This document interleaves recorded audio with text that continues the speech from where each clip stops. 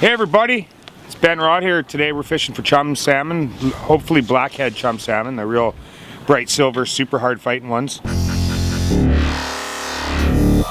It's just started out. We got a bunch of fish already. So far mostly dark, kind of not great looking chums, but that'll change.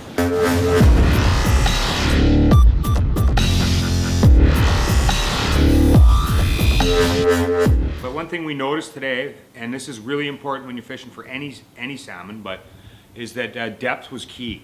So we were anchored up, and on the one side of the boat was probably 3 feet deep, and then there's a bit of a ledge, and on the outside of the ledge it was like 6-7 feet deep. And we noticed like you had to set your float perfectly so your jig was about 5.5 feet down, and once we did that it was like boom, boom, boom, and we started catching them really good after that.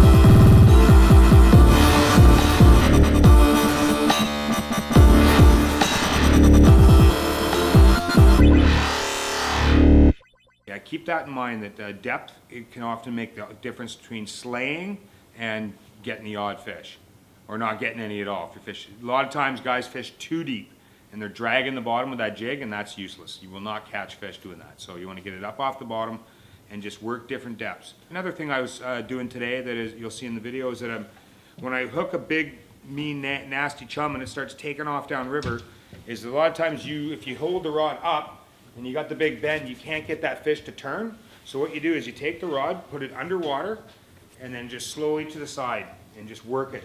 And just nice and low, and keep that rod tip underwater. And a lot of times that fish will just swim right up river. And that's something you can do even when you're steelhead fishing on rivers. Say you're in a run, you hook a big steelhead and it takes off for the tail out, just full speed.